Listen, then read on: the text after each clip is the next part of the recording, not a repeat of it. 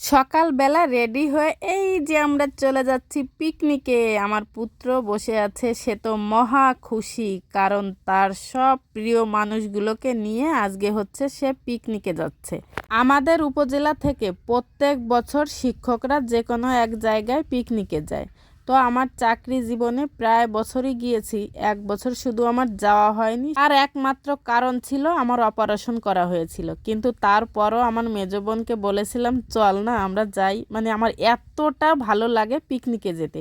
আর ও হচ্ছে আমি যাইনি এই কারণে যেতে পারিনি। সে জানে আমি পিকনিকে যেতে কতটা পছন্দ করি, আর সেখানে যদি আমাকে রেখে ও পিকনিকে যায় এই কথা ভেবে আমার জন্যই ও হচ্ছে পিকনিকে যায়নি। সকালবেলা গাড়ির ভেতরেই আমরা হচ্ছে সকালের খাবারটা খেয়ে নিলাম। খেতে খেতে অনেক মজা করতে করতে অবশেষে আমরা এই যে চলে এসেছি আমরা এবং আমাদের বিচ্চু বাহিনী নিয়ে।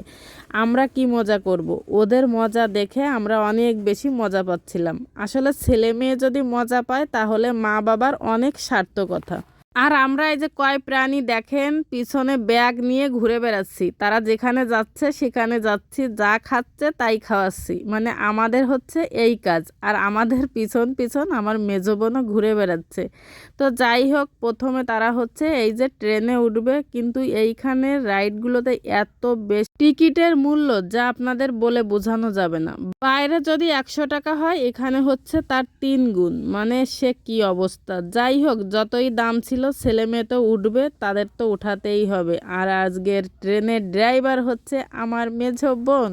ড্রাইভার হিসেবে কিন্তু ওকে বেশ ভালোই মানিয়েছে ওদের সাথে। যাই হোক, আমি আর বিনাদি ছিলাম, মানে ওদের পিছনে দৌড়াতে দৌড়াতে আমাদের জীবন শেষ। যদিও অনেক কষ্ট হয়েছে ওদের নিয়ে, তারপরও কিন্তু অনেক মজা পেয়েছি। আমরা সবাই বলছিলাম যে ওদের এত আনন্দ দেখে আমাদের যে কি পরিমাণ আনন্দ হচ্ছিল তা আপনাদের বলে বোঝাতে পারবো না। এপাশে তারা ট্রেন চলতে চলতে আমরা কিন্তু অন্য আরেক পাশের টিকিটও কেটে নিয়ে আসছি, এই যে এইখানে উঠবে। কিন্তু দুঃখজনক হলেও সত্য, আমরা এখানে টিকিট কাটার পরেও লোক পেলাম না, এই কারণে উঠতেও পারিনি। যেহেতু আমরা অনেকে গিয়েছি, সবার সাথে তাল মিলিয়ে চলতে হবে, সেই কারণে সবগুলো রাইডে আমরা ছেলেমেয়েকে চড়াতে পারিনি। ওদিকে আমাদের একসাথে টিকিটও কাটা হয়ে গেছিল। ওইখানে উঠতে না পারায় তারপরে এসেছি এই যে ঘোড়া, মানে সিসিমপুরে এসেও সেই একই অবস্থা হয়েছে, কোনো লোক নেই। কোথায় গিয়েছে আমরা খুঁজেও পেলাম না। যার কাছে জিজ্ঞেস করি বলে আছে, আপনারা একটু বসে থাকেন। কিছুক্ষণ বসে থেকে এই দেখেন চারিপাশে খুঁজছি, কিন্তু কোথাও খুঁজে পাচ্ছি না। কথা বলতে বলতে আপনাদের তো বলাই হয়নি আমরা পিকনিকে কোথায় এসেছি খুলনা রানা রিসোর্টে। আপনাদের হচ্ছে পার্ট করে করে আমি দেখাবো। আর সবচেয়ে আকর্ষণীয় ছিল এই জায়গার এই যে মিনি কক্সবাজার।